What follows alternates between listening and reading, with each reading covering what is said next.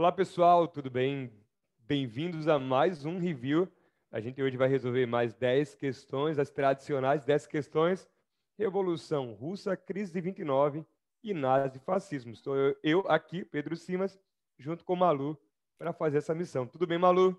Tudo bem, pessoal? Bom dia, boa noite, boa tarde. Vamos que vamos fazer essas resoluções, essas revoluções. Revoluções. Vamos embora. Vamos para a primeira questão aqui já, de cara. Questão 1. Essa primeira questão, ela trata da Revolução Russa, tá, pessoal? Então, vamos ler esse texto.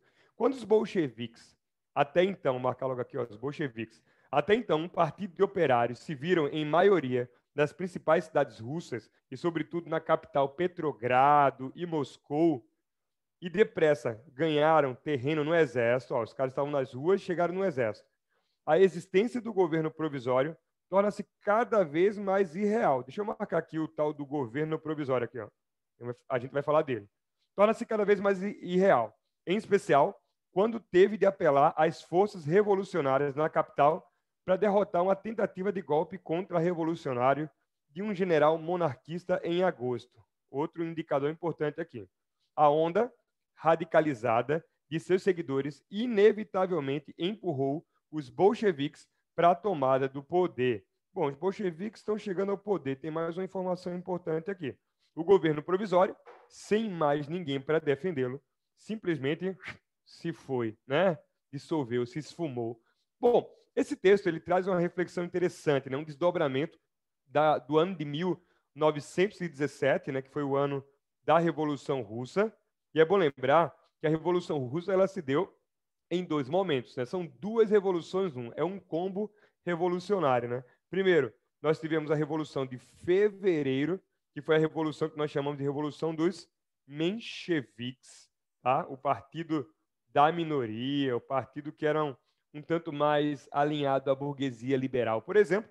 E do outro lado, nós tivemos em outubro a Revolução Vermelha, liderada pelos bolcheviques, que era o partido que seguia, de alguma maneira, uma linha marxista mais transformada para o leninismo, que pregava uma revolução imediata, uma estatização dos meios de produção, reforma agrária e tudo mais. O fato é que o texto ele mostra justamente o seguinte, ele está falando de governo provisório. O que é esse governo provisório? É justamente o momento em que os mencheviques, estão no poder em fevereiro. De fevereiro até outubro, chama-se nessa questão de governo provisório. Por quê? Porque, de fato, ele foi muito efêmero. Né? Em outubro, os bolcheviques, apoiando os mencheviques, que já estavam fragilizados, né, tentando controlar uma suposta ou um suposto golpe monarquista, uma reação, né, dos que eram a favor dos Romanov, né, da dinastia Romanov absolutista da Rússia. Os bolcheviques foram lá, combateram os monarquistas e se viram cada vez mais poderosos e acabaram chegando ao poder em 1917, em outubro desse ano. É bom lembrar também que um fator fundamental para a chegada dos bolcheviques ao poder, além desse fortalecimento, como fala o texto, na cidade, desse fortalecimento no campo, desse fortalecimento do exército, dessa vitória sobre os monarquistas, né, que acabou dando mais moral para os bolcheviques, é bom lembrar que os mencheviques foram considerados traidores ali de fevereiro em diante, porque eles assumem o poder propondo retirar a Rússia da guerra e não fazem. Então, os bolcheviques entram com aquele discurso do paz, pão e terra, o lema, né, as teses de abril. O que é isso aqui? Paz, pão e terra. A ideia de que se os bolcheviques chegarem ao poder, os bolcheviques eles tirarão a Rússia da guerra, paz, eles estatizarão os meios de produção, darão condições para que os trabalhadores possam ter pão, alimento, né, e eles também vão fazer a reforma agrária. Então, junto com o sentimento de traição dos mencheviques que não retiram a Rússia da guerra, mais essa retórica bolchevique, essa oferta de paz, estatização, emprego e, consequentemente, também reforma agrária, os bolcheviques acabam chegando ao poder. Vamos lá. Assinale a alternativa que apresenta, respectivamente, quem lidera o governo provisório. O governo provisório, como eu já falei, ele era o quê? Menchevique. Está derrubado pela Revolução Bolchevique. E quem assumiu a presidência do Conselho de Comissários do Povo, organizado após a Revolução de Outubro. Vamos lembrar mais uma vez, mencheviques em fevereiro, bolcheviques em outubro. Os bolcheviques, eles criaram um governo chamado de Comissariado do Povo, um governo que era formado por camponeses, operários, soldados, que depois a gente começou a chamar de sovietes também. Então, respectivamente, quem foram esses dois governantes? Vamos lá. Primeiro, letra A, o príncipe Lvov. Informação importante. Lvov, ele era parente do czar, né, do czar Nicolau II, ou seja, ele não estava governando a Rússia nesse período de revolução. Ele governou anteriormente, no período em que a Rússia foi parlamentarista, muito brevemente, um parlamentarismo meio ali, para inglês ver, entre aspas, né, que não funcionou de fato, explicando essa metáfora. Stalin não. Stalin ele só assume a Rússia em 1924, depois da morte de Lenin. Então, falso. Kerensky e Lenin. Essa é a letra correta. E deixa eu explicar por quê. Kerensky, ele era o líder do partido menchevique, tá? Lenin foi o primeiro e o principal líder do partido bolchevique. Lembra que o partido bolchevique tinha 3 figuras importantes, né? Claro, várias, mas as 3 mais: Lenin, né? Trotsky, Stalin. Lenin foi o primeiro a assumir e depois da morte de Lenin, quem assume é Stalin. Então, a letra B, a letra correta. Vamos seguir agora para a segunda questão, para a gente ganhar tempo, tá? Vamos lá. Segunda questão.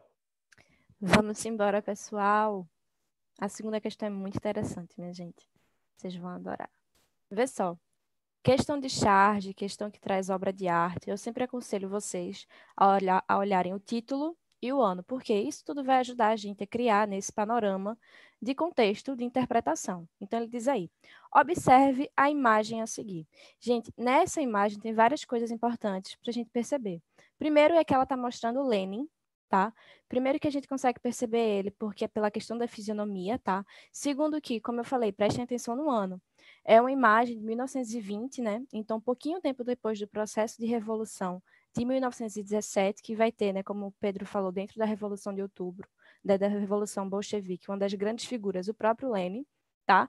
Então, veja que ele está varrendo ali, né, um homem gordo que está vestido como um rei, né, como essa figura, que a gente associa a uma monarquia, a uma realeza, fazendo justamente essa alusão, né, à queda do Império Russo, à queda do czar, e de que forma? Através de uma revolução socialista. Perceba que ele não está sendo varrido sozinho, né, quem está ali também, ali embaixo, são homens que vão representar justamente esse sistema capitalista, aquela figura do homem burguês. Perceba que ele está segurando uma bolsa, que é como se fosse de fato um saco de dinheiro, né? Então, é uma questão, né, uma imagem que está fazendo justamente alusão a essa Revolução Bolchevique de 1917, com a figura de Lenin, né, tirando esse lixo. Perceba o nome da obra, Camarada Lenin livra a terra de todo lixo, que é justamente essa questão do czar, do Império Russo, e também, né, do capitalismo, desse homem burguês, desse sistema capitalista. Então, como eu falei, questão de interpretação, de charge, absorvam o máximo de detalhes que vocês podem. Olhem o ano, olhem o título, olhem a data. Tudo isso ajuda a criar esse panorama. Tudo certo? Então, vamos então ver, né, o que danado a questão vai pedir para a gente. A imagem de 1920 evidencia uma das principais características sociopolíticas da Revolução Russa de 1917. Trata-se da alternativa A constituição de um Estado anarquista. Gente, não houve, né, durante a Revolução, uma constituição de um Estado anarquista, tá? A gente vai ter a Revolução pautada nos ideais socialistas. B, a adoção de uma política externa imperialista. Gente, a charge, ela não está fazendo alusão a nenhum tipo de política imperialista ou expansionista, tá? Então, não está correto isso aí também. Corta, então, a e a B. A C, então, fala implementação de um capitalismo de mercado. Não. Lembra, a Revolução Bolchevique vai ser justamente pautada nos ideais socialistas. Inclusive, na charge, o Lenin está mostrando isso porque ele está varrendo, inclusive, aquele homem gordo, né, que está com aquele saco de dinheiro, justamente fazendo alusão a varrer, né, tirar da Rússia esse aspecto capitalista, esse aspecto burguês. Alternativa D, a criação da política econômica desenvolvimentista. Também não, pessoal. E, novamente, a charge não está abordando em si, né, essa questão de pauta de política econômica em si que vai ser adotada. E a alternativa é a ascensão dos sovietes com a adoção do lema paz, terra e pão. Correta. Como o Pedro falou aqui para a gente agora há pouco, lembra que a Revolução ela vai ter 2 momentos, né? Primeiro, com a chamada Revolução de Fevereiro, né, com essa ala mais menchevique, então vai ter a criação do governo provisório, não vai sair inicialmente logo da Primeira Guerra, Então, o Lenin vai surgir aí também como um dos grandes cabeças, né, de oposição a esse governo menchevique, tá? Então, ele vai produzir, né, as teses de Abril, então ele vai fazer aquela propaganda e aquela defesa de acesso à comida, de acesso à terra, de saída da Rússia da Primeira Guerra. Então, por isso, justamente, o lema, né, a adoção do lema, paz, terra e pão. Então, tá aí correto, portanto, a alternativa é, pessoal, ok? Vamos agora para a terceira questão. No final da primavera de 1921, vamos observar aqui os anos, tá? Um grande artigo de Lenin define o que será o NEP, a nova política econômica. Supressão das requisições, impostos em gêneros, por os camponeses, eles pagam imposto em produto, né, em natura. Liberdade de comércio, observa aqui, liberdade de comércio, liberdade de produção artesanal, ou seja, os caras podem ter alguns pequenos negócios, concessões aos capitalistas estrangeiros. Opa, tem capitalista estrangeiro voltando para o país. Liberdade da empresa, né, de investir, de criar empreendimentos, é verdade que restrita para os cidadãos soviéticos. Ao mesmo tempo, recusa qualquer liberdade política no país, ou seja, tem liberdade econômica, mas não tem uma modificação do modelo político, né? Uma abertura nesse sentido. Os mencheviques continuarão presos, ou seja, aqueles caras que eram burgueses liberais, opositores dos bolcheviques, continuam presos após a chegada dos bolcheviques ao poder. E anuncia uma depuração do partido, uma investigação, né, dentro do próprio partido bolchevique, dirigida contra os revolucionários oriundos de outros partidos, isto é, não imbuídos da mentalidade bolchevique. É um texto um tanto complexo, né, enfim, mas vamos simplificar. Observe o seguinte: lembra que a gente falou já na primeira questão, Malu falou na segunda, a Revolução Russa, ela acontece em 17, tá? Primeiro os mencheviques chegam ao poder, eles prometem tirar a Rússia da guerra, o povo estava ali combalido, sofrendo com a participação na Primeira Guerra Mundial, inflação, muitas mortes, e aí, consequentemente, os caras não cumprem o que prometeram, e aí depois os bolcheviques chegam com o lema, né, pão, paz, terra, as teses de Abril, ganham o apoio popular, dão um golpe nos mencheviques, derrubam os bolcheviques criam um governo chamado de Comissariado do Povo. Só que é importante lembrar o seguinte: nesses anos seguintes à chegada, né, após a chegada dos bolcheviques, houve um processo de muita violência interna, né? Então, entre 1917 e 1921, propriamente, 18 a 21, para ser mais preciso, houve uma guerra civil dentro da Rússia, né? Então, os bolcheviques, que eram já ali totalizantes, começaram a sofrer oposição de mencheviques, começaram a sofrer oposição de monarquistas, começaram a sofrer oposição de burgueses que tinham investido dentro do país e tinham perdido seus recursos, seus capitais com o processo de estatização, de reforma agrária. Então, essa guerra foi muito violenta, deixou mais de 1 milhão de pessoas mortas dentro da Rússia, essa guerra civil entre os vermelhos bolcheviques e os ditos brancos, ou seja, os opositores. E aí, depois, a partir de 22, a Rússia estava numa crise terrível. Se já vinha muito mal das pernas economicamente, com a participação na Primeira Guerra Mundial piorou, e depois com essa guerra interna piorou ainda mais. Então Lenin pensa, ele, para evitar uma queda do governo bolchevique, uma oposição maior, ele cria o NEP, uma política econômica que trazia o seguinte: resgatava alguns princípios do capitalismo, entre aspas, com o controle do Estado, mas não promovia uma liberalização política. Ou seja, o sistema político ele é socialista, bolchevique, leninista, só um partido controlando o poder, mas economicamente os russos puderam abrir pequenas empresas, só pequenas, e o capital estrangeiro pôde sim investir dentro daquele país. Portanto, que parte dessas empresas fosse do Estado e a outra parte do capital privado. Outra coisa interessante, permitiu-se também a hierarquia salarial. Lembra disso aí, né? Então, havia uma hierarquia. Quem produzisse mais, quem estudasse mais, quem tivesse o melhor currículo, receberia mais, mas não tão mais que os outros, para não gerar abismos sociais maiores.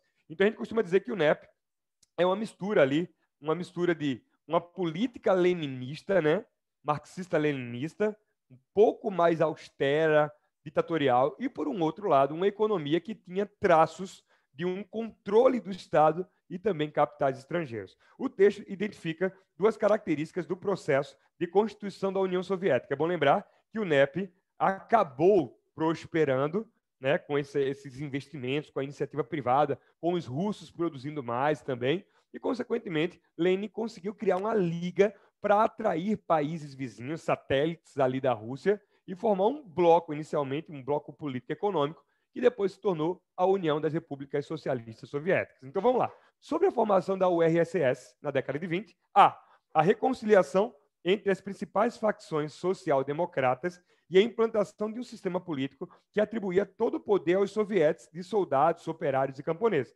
Lembra que eu falei lá na primeira questão? Soviete é conselho de soldados, né? Conselho de camponeses, conselhos populares que governavam regiões da Rússia. Era tipo um governo participativo. Entretanto, não há a reconciliação com os blocos ou as alas sociais-democratas. Essas alas são as alas da burguesia liberal russa. Não é uma conciliação política, é uma permissão para atividades econômicas. Então, falso. Não houve conciliação com a burguesia liberal russa, não. Letra B. O reconhecimento do fracasso político e social dos ideais comunistas e restabelecimento do capitalismo. Não foi um restabelecimento do capitalismo. Foi a criação de um modelo híbrido. Traços socialistas, uma planificação, por um outro lado, capitais estrangeiros, uma pequena iniciativa privada interna e uma política socialista, no caso, leninista. Então, falso. E também não foi um reconhecimento do fracasso do comunismo. O NEP, na visão de Lenin, era uma maneira de dar um passo atrás, já que o país tinha uma cultura, uma tradição capitalista, para se prover dessa cultura e dessa tradição, enriquecer o país, o povo, o Estado, e depois repartir a riqueza, criando um Estado, uma economia planificada. Essa era a visão dele, tá? Então, falso. Letra C. Estatização das empresas e dos capitais estrangeiros investidos no país e a nacionalização de todos os meios de produção com a implantação do chamado comunismo de guerra. Vê só, o conceito de comunismo de guerra é um conceito que se refere a essa guerra civil que eu falei, de 18 a 21. Os russos, bolcheviques, enfim, seus afiliados, se juntaram para trabalhar nas fábricas, para produzir alimento para os soldados que lutavam contra os opositores, os bolcheviques, né? Os soldados bolcheviques serem sustentados, enfim, ali apoiados pela população. É a população inteira trabalhando em prol da vitória dos bolcheviques na Guerra Civil. Isso é o comunismo de guerra. Não tem nada a ver com esse contexto. Isso aqui já é pós-Guerra Civil. E um outro detalhe interessante é o seguinte: não houve, nesse momento, a estatização das empresas, dos capitais estrangeiros. Houve um retorno dos capitais estrangeiros. Falso. D. A aguda centralização do poder nas mãos do partido governante, o partido bolchevique, e o restabelecimento temporário de algumas práticas capitalistas, que visavam a aceleração do crescimento econômico do país. Sim, como a gente viu, politicamente há uma centralização, economicamente um modelo híbrido. Então, letra D, a letra correta. E a letra E, o fim da participação russa na Primeira Guerra. Vê só, falso. O fim da participação na Primeira Guerra Mundial se deu com o Acordo de Brest-Litovsk. Né? Não tem nada a ver com o NEP. Então, totalmente falso. Eu vou avançar para a próxima questão, letra D, a alternativa correta da terceira questão. Vamos lá para a quarta, pessoal. Em 2017, a Revolução Socialista Russa completa 100 anos. Sobre essa revolução, é correto afirmar que, ou seja, é bom ter conhecimento geral, né, sobre a revolução para poder responder essa questão. A primeira foi um dos acontecimentos mais significativos do século XX, pois a proposta dos revolucionários colocava em xeque a ordem socioeconômica capitalista e forjava outra sociedade, com a promessa de distribuição de terras para os camponeses, de fábrica para os operários, de paz para os povos e de liberdade religiosa. Gente, isso aí tá certo, tá? Lembra que é um período, né, que quando a Revolução Socialista eclode, é um período em que o capitalismo ele já está presente nos quatro cantos do mundo. Então, as grandes potências mundiais são capitalistas. Então, a Revolução Russa, do tamanho que ela teve um impacto gigantesco. E tem até hoje, né? A gente vai ter posteriormente a extensão dessas consequências com a Guerra Fria. Então, a questão da Revolução Russa, da União Soviética, da Guerra Fria, são questões que a gente ainda vê se reverberando, né, ecoando até hoje em dia. Então, a primeira está correta. Alternativa 2, fundamentou-se em princípios marxistas de abolição da propriedade burguesa e privada, o do fim das classes sociais e do Estado, e o caminho intermediário para alcançar tais propósitos seria a ditadura do proletariado. Exatamente. Lembra que, com a Revolução Russa, né, principalmente na fase do bolchevique, a gente vai ter justamente nesses ideais pautados na Revolução Socialista. Então, essa segunda opção aí também está correta, tá?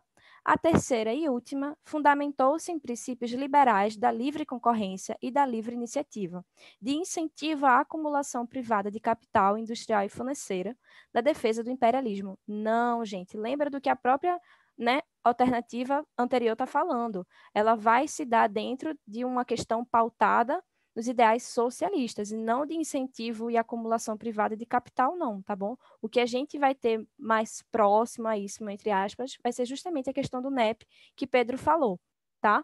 Mas não vai ser pautadas em ideais capitalistas, vai ser pautadas em ideais socialistas. Então, a terceira, portanto, tá incorreta. Fica 1 e 2 correta, e a terceira, então, falsa, ok? Perceba que a 2 e a 3, elas se contradizem, tá bom? Então, corta aí a alternativa 3. Fica como gabarito a 1 e a 2 correta. Vamos para a próxima questão agora. Aqui fica a letra A, né, Malu? Letra A. Isso, letra A. Vamos lá, então. Letra A, quarta questão. Vamos para a quinta questão agora. O ano de 1930, ele foi difícil para os cafeicultores, né? De acordo com o historiador Boris Fausto, o volume de vendas de café caiu mais de 35% só naquele ano, em 30. O motivo fundamental para a queda nas exportações do produto foi a crise mundial do capitalismo. A principal causa dessa crise mundial foi... Bom lembrar o seguinte, vamos lá, vamos fazer uma revisãozinha bem rápida. A questão aqui fala de 30, o historiador Boris Fausto, né, grande historiador. Enfim, esse ano 30 marca justamente o que? O ano seguinte, o ano após o crash, né? A crise da Bolsa de Valores. Então, ó, o crash de Nova York, vou colocar aqui, ó, abreviado, tá? Aconteceu em 1929 e teve vários fatores, né? Um dos principais aqui foi o conceito de superprodução, né? Os Estados Unidos começaram a produzir muito mais do que a Europa consumia, né? Os Estados Unidos que vivia naquela época um modelo fordista pujante, né? Enfim, a produção em larga escala, a produção homogênea, o trabalho repetitivo. Então a produção era muito grande. E a Europa na década de 20, pós Primeira Guerra Mundial, começa aquele processo de reconstrução dos modelos políticos que começam a adotar o protecionismo. Vou lembrar que, por exemplo, em 22, Mussolini já chega ao poder na Itália, começa a adotar um controle sobre a economia para beneficiar a burguesia italiana. Então, os países, no geral, começam a se proteger, começam a criar barreiras contra produtos dos Estados Unidos, e aí, consequentemente, os estoques crescem demais, há uma desvalorização dos produtos, as ações das empresas começam a cair, também havia um grande esquema de especulação, a classe média comprando ações com dinheiros emprestados. Quando as ações começam a desvalorizar, a classe média não consegue pagar o que deve, quebra o sistema bancário, ou seja, foi uma bancarrota generalizada. E aí o texto fala do Brasil, né? O Brasil, ele perde, né, 35% do volume de exportação naquele ano. É bom lembrar que os Estados Unidos eram os principais exportadores ou importadores, compradores do café brasileiro, com 50% dessa fatia. Quando os Estados Unidos entram em crise, param de comprar o café brasileiro. E o Brasil, nessa época, vivia qual período? Vivia justamente o período ali do café com leite, né? Então, uma economia que tinha como café o seu principal royalty, commodity, melhor dizendo. Então, vamos entender. A principal causa dessa crise foi o quê? Vamos lá. Letra A desindustrialização da economia norte-americana. Falso.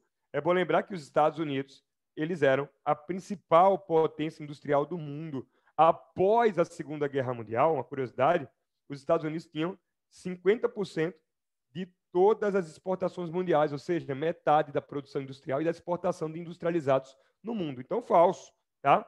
Vamos lá. B, a superprodução da indústria dos Estados Unidos na América, que cresceu além das necessidades dos mercados internos e internacional. Verdadeiro. Havia um otimismo muito grande e havia também uma falta, né? Inexistia, pelo menos é o que muitos críticos falavam na época, grandes programas do Estado de controle e equilíbrio da oferta, por exemplo, né? Enfim, incentivos, subsídios ou a retirada de incentivos. Não havia um grande controle. Logo, esse otimismo gerou uma superprodução. Então, Letra B, a correta. Produzir muito mais do que o mercado europeu, por exemplo, comprava, os Estados Unidos quebra e deixa de comprar café brasileiro, fazendo com que o café com leite entre em crise, né? Tanto que Vargas acaba chegando ao poder em 1930 também pelo enfraquecimento, pela descrença da população urbana com relação àquele modelo econômico tradicional do Brasil, que era o modelo agroexportador. Letra C, a vigorosa industrialização da União Soviética, que supriu satisfatoriamente o mercado interno e internacional. Vê só, o grande erro aqui é o internacional.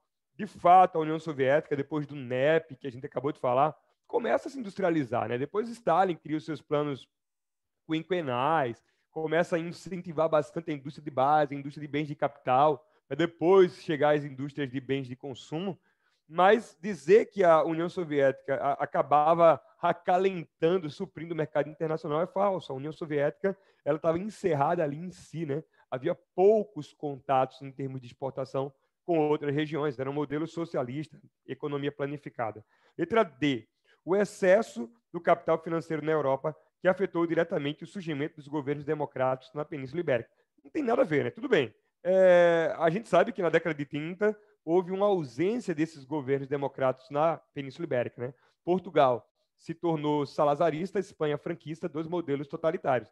Mas isso não tem relação com um suposto excesso que não existiu de capitais financeiros. É bom lembrar que depois da crise de 30, os Estados Unidos, que eram os principais investidores, né, aqueles que mais emprestavam, os credores que colocavam dinheiro na Europa, acabavam tirando o dinheiro da Europa. Eles estavam em crise, então eles retiram os dinheiros, né, aliás, as quantias investidas no continente europeu, o que faz com que a crise nos Estados Unidos seja exportada. Quando eu retiro capitais da Europa, eu deixo os europeus sem investimento para poder reconstruir os Estados Unidos, o que gera uma crise na Europa também.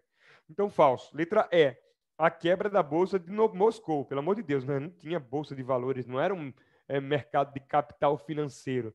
Moscou, nessa época, era sede ali de um governo socialista. Então, falso. Letra B, a letra correta. Vamos para a próxima questão agora, nessa nossa jornada. Sexta questão. Vamos embora, minha gente linda. Bob registrou o seguinte comentário num desses seus caderninhos pretos a respeito do senhor e da senhora Andrade. Brasileiros, paulistas, foram reis do café, não são mais. Perderam boa parte das suas fortunas com a crise. Costumavam viajar só na primeira classe, mas agora tiveram que se contentar com a categoria turística. Sentem-se deslocados. Nas tardes ensolaradas, a senhora Andrade gosta de pintar ao ar livre. O senhor Andrade faz versos. Ele queria que servissem rãs todos os dias no almoço, mas o cozinheiro não atende ao seu pedido. Gente, essa questão ela está conversando bastante com o contexto da questão anterior, que é justamente, né, a quebra da crise da Bolsa de Nova York em 29. Então, lembra que desde o segundo reinado, o café é o grande pilar, né, o grande protagonista da economia brasileira. E aí, né, com a crise, né, que é justamente a que o enunciado está trazendo para a gente, que é a crise de 29, isso também vai afetar a economia brasileira, tá? Então, o preço do café despencou, vai haver uma diminuição na renda e no consumo do café no mundo, como, por exemplo, o consumo americano. Então, esse é o contexto da questão. Tá? É sobre como a crise de 29 vai alterar, né, vai afetar a economia brasileira do período dentro do setor cafeeiro. Sobre a crise de 1929, a qual o trecho acima se refere, afirma-se que... Então, vamos para as alternativas, minha gente. Primeira, afetou diferentes mercados, pois a economia capitalista já havia se mundializado. Correto, pessoal. Lembra que, como eu falei, né, desde o período ali no início do século XX, a gente vai ter um capitalismo ali extremamente já globalizado, que se vai encontrar nas 4 partes do mundo. Lembra que, pós Primeira Guerra Mundial, os Estados Unidos vão sair, de fato, como a grande potência econômica do mundo. Então, quando a Bolsa Americana quebra em 29, isso não vai se restringir só aos Estados Unidos, mas também vai alterar diversos outros países, como, por exemplo, afetou o Brasil, tá? Então, tá a primeira aí correta. A 2, incentivou as elites econômicas brasileiras a adotarem hábitos alimentares alternativos, devido à escassez de alimento. Gente, apesar do enunciado falar que teve essa troca de alimento, né, que você não vai mais poder comer rã todo dia, você vai comer um outro alimento, não é devido à escassez de alimento, não está faltando alimento. É que essa elite cafeira brasileira agora não vai ter a mesma condição econômica de se bancar, né, dos mesmos luxos que tinha antes da crise de 29. Então, a 2 está incorreta, tá? Não vai ter essa grande mudança de hábitos alimentares alternativos e o que vai mudar não vai ser devido a essa escassez de alimento, mas sim devido a esse novo contexto econômico da elite cafeeira. Então, está errado aí, então, a 2, perdão. A 3 gerou um movimento de reavaliação da cultura e das artes, incentivando a produção a partir de temáticas brasileiras. Gente, isso não ocorreu, tá? E o enunciado, novamente, também não está abordando nada em relação à arte. Então, não vai ter, então, essa relação entre a crise de 29, o café e uma nova perspectiva artística brasileira, tá bom? Então, não vai ter essa relação, o enunciado também não traz isso. Corta também, portanto, a 3. A 4. Só um detalhe, Malu, rapidinho. Essa questão é uma observação para você não confundir, né, o aluno. Não confundir com a Semana de Arte Moderna, né? A crise foi em 29, a Semana de Isso. Arte Moderna em 22, né? Nossa, mas aconteceu no mesmo contexto. Cuidado. Semana de Arte Moderna ela acontece em São Paulo. São Paulo era um centro econômico e por isso almejava ser um centro cultural, tinha capital para isso. Mas esse contexto aí já é década de 30, já é Vargas, é outro cenário, né? Exatamente, pessoal. Pedro aí complementou muito bem. Então, apesar, como ele falou, de ter essa questão da Semana de Arte Moderna, não vai estar relacionada com a questão da crise de 29. É anacrônico, tá? Uma veio antes da outra. A quarta derrubou o preço de gêneros primários no mercado mundial, alterando a situação das oligarquias latifundiárias brasileiras. É exatamente isso, pessoal. A quarta também está correta, então, tá? É justamente como a crise de 29 vai alterar justamente o preço do café e vai justamente causar mudanças, né, na política brasileira e nas oligarquias que a gente tinha por aqui. A 5 levou ao esgotamento do acordo político brasileiro, colocando em risco a proteção econômica aos produtos de exportação. Exatamente. Lembra como Pedro falou que isso aí, a crise de 29 vai causar um verdadeiro caos aqui, né? Então lembra que logo depois a gente vai ter a chegada de Vargas no poder, então a crise de 29 fazendo ali aquelas feridinhas, né, na questão da oligarquia, da questão da latifundiária, da questão cafeeira, vai justamente levar a esse esgotamento, né, a esse enfraquecimento do acordo político brasileiro que a gente tinha, daquela política do café com leite, né? Do poder concentrado nas oligarquias, principalmente em São Paulo, na questão cafeeira. Então, a quinta está correta. Fica, então, as únicas erradas são a 2 e a 3. Ok? Vamos para a próxima questão, então, já passando para a próxima metade.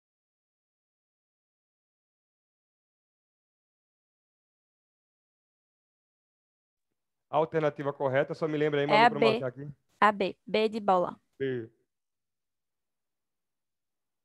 Vamos lá agora para a próxima questão. Sétima questão. Essa sétima questão é interessante também, né? Questões muito boas, todas aqui, vale muito para revisar. Essa sétima questão ela fala do New Deal, né? O New Deal, bom lembrar, a gente já entendeu os mecanismos que levaram, os fatores que levaram à crise de 29. Aí é bom lembrar que depois da crise, o presidente tinha, os Estados Unidos, aliás, tinha um presidente chamado de Herbert Hoover. Herbert Hoover acaba não conseguindo se reeleger, né? O cenário de crise impede. E, consequentemente, Roosevelt, Franklin Delano Roosevelt, acaba assumindo a presidência do país com uma proposta ousada. Qual era a ideia de Roosevelt? A ideia era o seguinte: eu vou criar mecanismos para adotar uma espécie de controle da economia, mas um controle simples. Ele tinha muito medo de afastar investidores dos Estados Unidos, o próprio capital nacional que podia começar a ser investido em outros países, fugir de lá.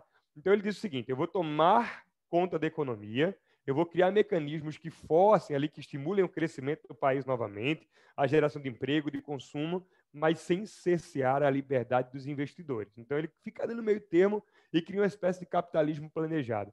O New Deal foi basicamente isso aí, né? E se baseou nas ideias do economista inglês Johann Maynard Keynes, que falava muito de uma ideia de uma associação entre investimentos, né, através de capitais do Estado e depois a atração de capitais privados. Então, o Estado criando infraestrutura para atrair outros capitais em seguida. E aí é interessante que quais foram as principais medidas desse New Deal, rapidinho, né, antes da gente ir para a questão assim, de fato. Primeiro, ele vai construir grandes obras públicas, né? Com que dinheiro? Ele vai pegar dinheiro da Europa, repatriar capitais. Lembra que eu falei duas questões atrás, repatria capitais, tira aquele dinheiro que estava investido lá e começa justamente a construir obras gigantescas, faraônicas, para poder gerar empregos.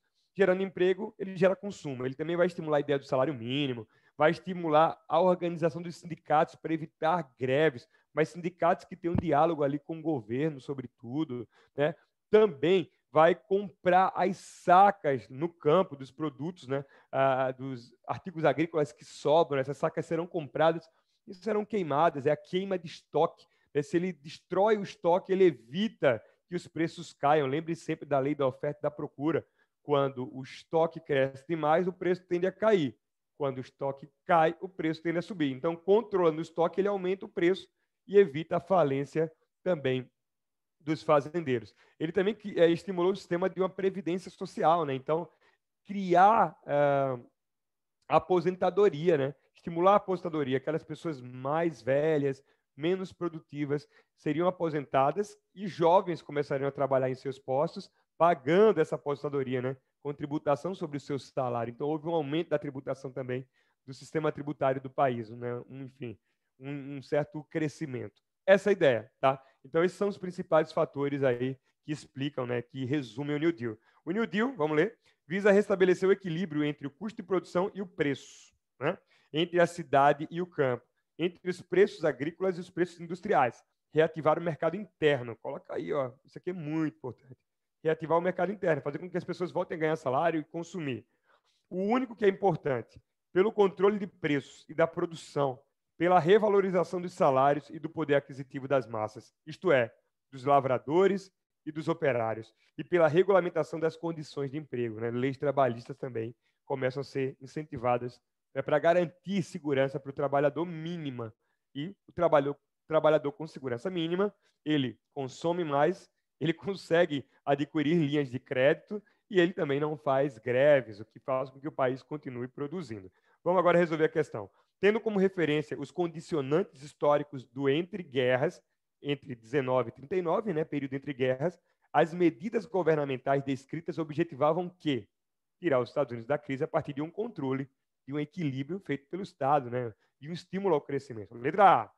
Flexibilizar as regras do mercado financeiro? Não. Os Estados Unidos estavam um tanto traumatizados, né, desse modelo de especulação, de liberdade total para especular, comprar ações. O cara comprava ação com dinheiro emprestado de um banco. É um mercado de risco. Se a empresa quebrasse, ele não pagava ao banco, quebrava o sistema, né, financeiro. Então, os Estados Unidos vão criar mais medidas para regulamentar o mercado financeiro e as bolsas de valores. Fortalecer o sistema de tributação regressiva. Você percebeu que não é esse o caso, né? Ele quer que mais pessoas trabalhem para pagar mais impostos, para sustentar, inclusive, o sistema de previdência social de aposentadoria. Introduzir os dispositivos de contenção creditícia. Não era conter créditos, lembra? Se eu dou mais segurança ao trabalhador, dou emprego e mais segurança, ele acaba adquirindo crédito, compra casa, compra carro, estimula o crescimento da indústria civil, da indústria de carros, enfim, da indústria de bens de consumo, de alimentos. Então, não é conter o crédito, é garantir condições para que o trabalhador possa adquirir crédito e pagar. Letra D, racionalizar os custos de automação industrial mediante negociação sindical. Vê só, esse lance da negociação sindical nada tinha a ver com o custo de automatizar ou criar automação nas empresas, de usar maquinários. Na verdade, a negociação sindical visava evitar as greves, sobretudo. Então, falso, não está nesse contexto aqui, não. O país quer se industrializar mais, né? Mas não é o sindicato que define essa automação ou não, né? Recompor os mecanismos de acumulação econômica, sim, né? Criar condições para que as pessoas voltem a produzir e acumular dinheiro por meio da intervenção do Estado, sim, um capitalismo planejado pelo Estado. Então, letra E, alternativa correta, uma questão muito boa. Questão Enem. Vamos agora para a próxima. Vamos a embora, oitava pessoal. questão. Considere as seguintes afirmações sobre as condições históricas para a ascensão do nazismo na Alemanha. Pessoal, quando a gente fala de nazismo, tem que sempre lembrar como é que ele surgiu. Lembra sempre, vai surgir ali e se fortalecer muito rápido no período entre guerras, tá? Após a Primeira Guerra Mundial. Importante ressaltar também a questão do Tratado de Versalhes, né? Lembra um dos tratados de paz pós-Primeira Guerra Mundial, que vai culpabilizar a Alemanha pelo conflito, vai tirar dela diversos territórios, vai cobrar uma alta indenização. Então, a questão do Tratado de Versalhes vai causar na Alemanha um sentimento de revanchismo, de indignação, justamente por essa desvalorização, essa culpabilização descabida. Então, lembra aí sempre de pensar isso, associar o nazismo, surgimento ali, período entre guerras, associar também a questão da Alemanha com o Tratado de Versalhes e lembrar como características do nazismo, que ele vai ser antiliberal, antidemocrático, características militares, autoritárias, nacionalismo exacerbado, tá bom? Então, vamos aí sempre prestar atenção nessas coisas quando a gente fala de nazismo. Alternativa 1. Um nacionalismo radical ocasionado pelo clima de revanche após a derrota da Alemanha na Primeira Guerra Mundial e pelas sanções a que foi submetida no país. Correto. Exatamente disso que eu estou falando, esse clima de revanche, de indignação e de sentimento, então, radical de nacionalismo, justamente frente a esse Tratado de Versalhes, né? Que vai culpabilizar a Alemanha, que vai basicamente humilhar, né, que vai desvalorizar. Então, a primeira aí está correta. Tá? Lembra aí, nazismo ele vai ter como característica esse nacionalismo exacerbado, justamente frente a essa desvalorização que a Alemanha vai sofrer com o Tratado de Versalhes pós-Primeira Guerra Mundial. Tá correta então a primeira. A segunda, uma profunda crise social e econômica intensificada após 1929, com a redução da atividade industrial e o aumento no número de desempregados. Tá correto também, pessoal. Lembra aí do que eu falei, que o nazismo ele vai se fomentar ali naquele período entre guerras. Então, a Europa não vai estar a mil maravilhas, né, nesse período. Lembra que quando acaba a Primeira Guerra, a Europa, de modo geral, está num contexto bem caótico, tá? A crise de 29 também vai fortalecer, né, esse nazismo, esse surgimento, porque lembra, como eu falei, o nazismo, o fascismo, ele também é antiliberal. Então, ele vai culpabilizar, né, essa questão do liberalismo por todas essas crises e esses conflitos que estão ocorrendo, tá? Então, está correta, então, a alternativa 2 também. A alternativa 3, um disseminado sentimento anticomunista apoiado por grupos de extrema-direita e por setores das camadas conservadoras da sociedade. Exato. Da mesma forma que o nazismo ele também se opõe à questão do liberalismo, ele também vai se opor a esses ideais, né, de esquerda, ao comunismo, ao socialismo, tá? Então, tá correto também a 3, pessoal. Então, o gabarito, na verdade, estão corretas, todas estão verdadeiras, ok? Então, lembra aí, nazismo antiliberal, antissocialismo e autoritário e com característica militar e de nacionalismo exacerbado. Vamos para a próxima, então, nona questão. Próxima questão agora. Chegando à reta final dessa nossa revisão, mais uma, né? Ao contrário do historiador contemporâneo ao fascismo, marque isso aqui porque a questão vai falar em contemporâneo e a gente pode se perder. Contemporâneo ao fascismo, ou seja, o historiador da década de 20, da década de 30, aquele historiador ali no momento da nascente escola de análise. É bom lembrar que a escola de análise nasceu em 1929, tá? E pregava o quê? A multiplicidade das fontes, mais fontes para analisar um fenômeno, um momento, a multiplicidade dos temas. A história não se limita mais à economia, não se limita, como na visão marxista, não se limita mais aos fatos políticos, eminentemente políticos, aos heróis, às datas, como na escola positivista metódica, enfim. Vamos lá. Não podemos tratar o fascismo como um movimento morto, pertencente à história e sem qualquer papel político contemporâneo. Ou seja, quando ele fala pertencente à história, ele quer dizer o seguinte: o fascismo não nasce e morre no passado. Não pertence a essa história, ao passado. Ele pode estar hoje em dia, né? Encontramos-nos, desta forma, numa situação insólita. Sabemos qual a prática e as consequências do fascismo. E sabemos ainda que não é um fenômeno puramente histórico do passado, né? Aprisionado no passado. Assim, torna-se impossível escrever sobre o fascismo histórico sem ter em mente o neofascismo e suas possibilidades. O que aqui o texto está dizendo muito claramente. É muito difícil falar do fascismo enquanto algo estanque que passou, como a gente pode falar da Segunda Guerra Mundial. A Segunda Guerra Mundial acabou em 45. A gente pode ter desdobramentos dela, mas o conflito em si cessou. A Revolução Francesa tem seus desdobramentos até hoje, mas o fenômeno Revolução Francesa, que é do absolutismo, ele é datado, né? Então, o fascismo enquanto uma ideologia ainda viva no nosso tecido social, é muito difícil você falar do fascismo de outrora sem estar de olhos abertos para os fenômenos que hoje aparecem, das semelhanças de novos totalitarismos, do evento, né, do fenômeno dos strongmen, esses novos governantes do século XXI, homens heterossexuais, com um discurso forte de família, misóginos, enfim, protecionistas, nacionalistas, enfim, homofóbicos algumas vezes, né, que começaram a aflorar na América, começaram a aflorar no leste europeu e tudo mais. Então, é isso que o texto quer dizer. Falar de fascismo é falar também olhando para o presente, porque ainda está vivo no tecido social, com novas expressões, o neofascismo. Assinale a alternativa que se refere corretamente ao trecho acima. Vamos lá. A. O fascismo é um fenômeno puramente histórico. Falso. O texto está dizendo que não é puramente histórico. Em que sentido puramente histórico? Não está preso no passado. O texto fala do puramente histórico quanto algo que ficou, que a história lê olhando para trás. Então, falso. E também não é um fenômeno puramente datado. Ele ainda está, né, tem desdobramentos vivos e continua se desenvolvendo. Falso. Tá? B.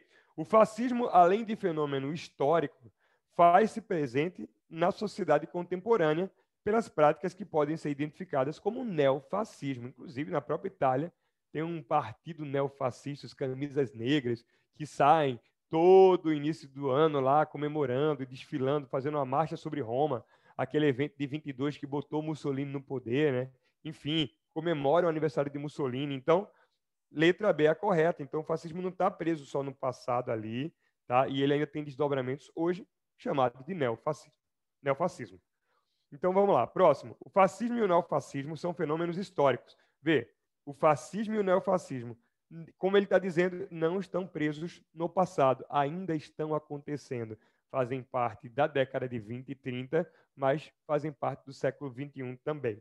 No que diz respeito à escrita da... Então, deixa eu só complementar essa letra C para você não ficar confuso. Professor, mas não aconteceu na história, aconteceu. Vamos ler o resto. São fenômenos históricos que, por tratar de passado e presente, não podem ser escritos. O historiador ali não fala que não pode ser escrito, fala que deve-se escrever sobre o fascismo, olhando para a década de 20 e 30, mas também observando os fenômenos de hoje. Acho que completando a alternativa ficou melhor, né? De entender. Então, tem que escrever olhando para ontem e olhando para hoje. D. No que diz respeito à escrita da história do fascismo, a situação do historiador contemporâneo, daquele historiador que viveu o fascismo, no texto, historiadores contemporâneos, é idêntica à situação dos historiadores atuais. Não pode ser idêntica, né? O cara estava vivendo um momento daquela primeira onda fascista, pós-Primeira Guerra Mundial, período entre guerras, período de crise de 29, e hoje o nosso contexto atual tem outras referências, tem outros acontecimentos, tem outros fatos. É muito importante lembrar que a história ela é filha do tempo e o passado ele é vivo, né? Então, como assim o passado é vivo? A cada geração de historiadores à frente, esse historiador vai ter mais elementos que vão se associar à sua linguagem, à sua forma de ver e de escrever. Então, o historiador de hoje, com novas vivências, novas possibilidades de comparações, de paralelos, vai escrever sobre o fascismo certamente de maneira diferente, com referências diferentes daquele cara que estava na década de 30, que vai referenciar ali com a Revolução Russa, com a Primeira Guerra Mundial, enfim, tem elementos mais próximos, específicos daquele contexto. Então, falso, não são contextos idênticos, né?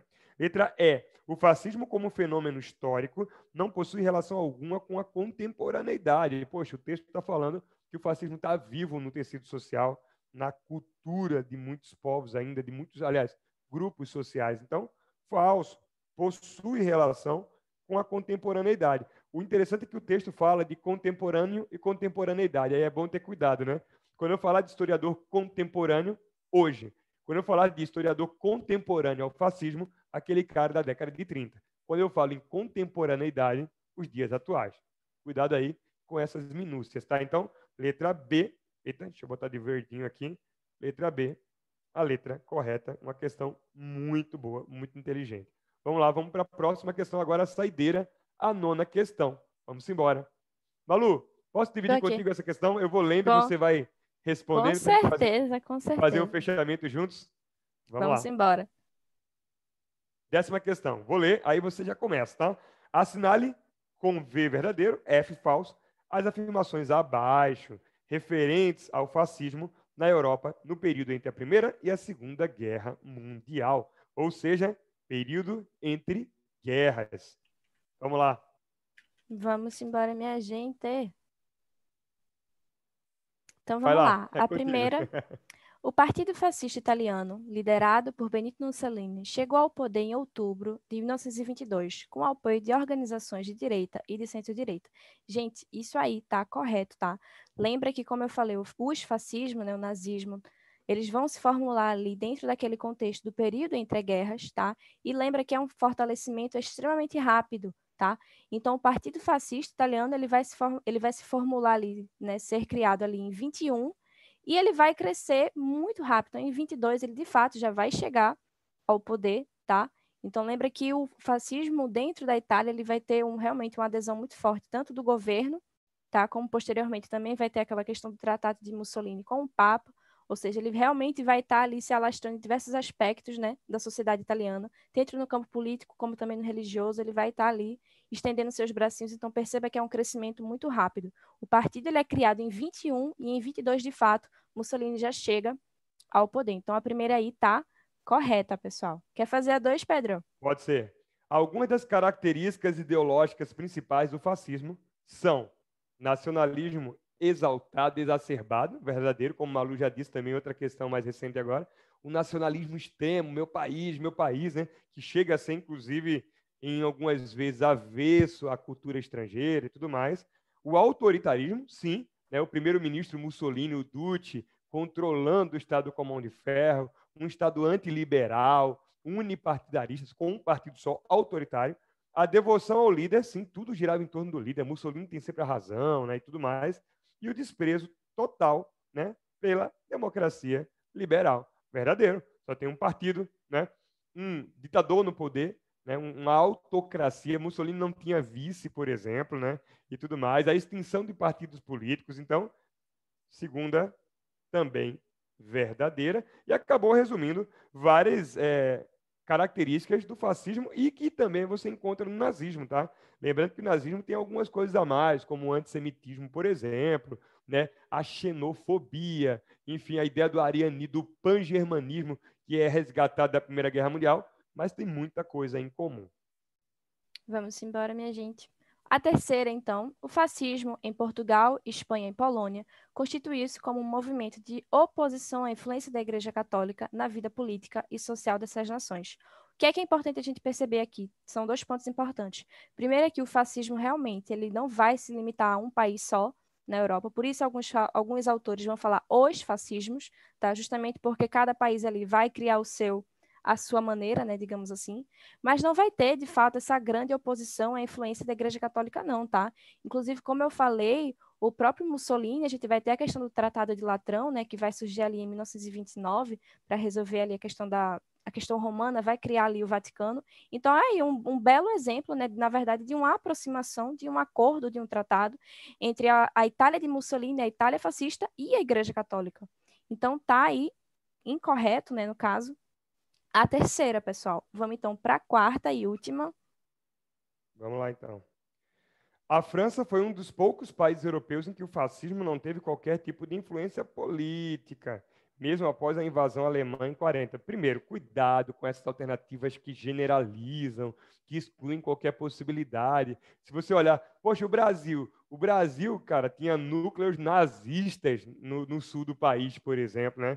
Você pode falar de partido nazista aqui no Brasil, lá no Rio Grande do Sul, por exemplo, e tudo mais, afiliados ao partido nazista. Você teve, por exemplo, Vargas com um modelo meio à brasileira, mas com traços fascistas, então cuidado. No caso da França, é bom lembrar que quando a França foi invadida pela Alemanha em 40, parte da França, o sul da França, ele ficou um tanto que intacto, né? Tinha grupos ali que resistiram de fato às tropas nazistas, mas também havia um governo, a República de Vichy, ou Vic, e esse governo ele foi um governo colaboracionista, a gente pode dizer, usa-se muito esse termo, né? Colaboracionista, ou seja, a República de Vichy tinha vários franceses que aderiram ao nazifascismo e que apoiaram Hitler na Segunda Guerra Mundial. Então, falso dizer que a França não sofreu qualquer tipo de influência. Havia, sim, nazistas, inclusive, dentro da França. Então, VVFF,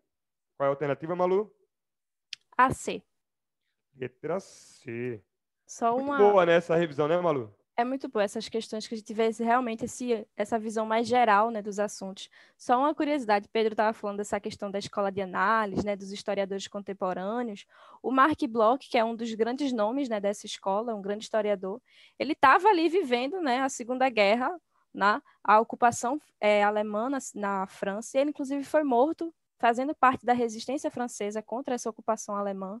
Então, realmente, a gente vai ter diversos historiadores muito importantes que vão estar, de fato, vivendo ali na prática, né, esse contexto extremamente caótico que é a Segunda Guerra Mundial. Pois é, muito boa colocação, Malu. E isso me lembra a questão passada, né? Quando se fala que, cara, é impossível que aqueles caras, eles tinham visões em loco, né? Eles estavam vivendo ali a ascensão do nazismo, fascismo, inclusive, pagando com suas vidas. E nós, claramente, já distanciados, temos uma visão completamente diferente. Então, um salve para os nossos grandes mestres da escola de análise, né? Sobretudo, né? Exato. Enfim, é isso, né, Malu? Vamos se despedir aqui. Mais uma batalha, mais uma Uma maratona, 10 revisão. questões. Isso. Valeu, pessoal. Uma grande honra. Tchau, pessoal. Descansem. Espero que vocês estejam acompanhando essas resoluções. É muito importante para vocês fazerem essa revisão e ver como os assuntos são cobrados no vestibular. Então, vamos acompanhando. A gente está nessa reta final, mas sempre com leveza, com tranquilidade no coração. Valeu, pessoal. Muita positividade, bons estudos e conta sempre com a gente, viu? Abraço.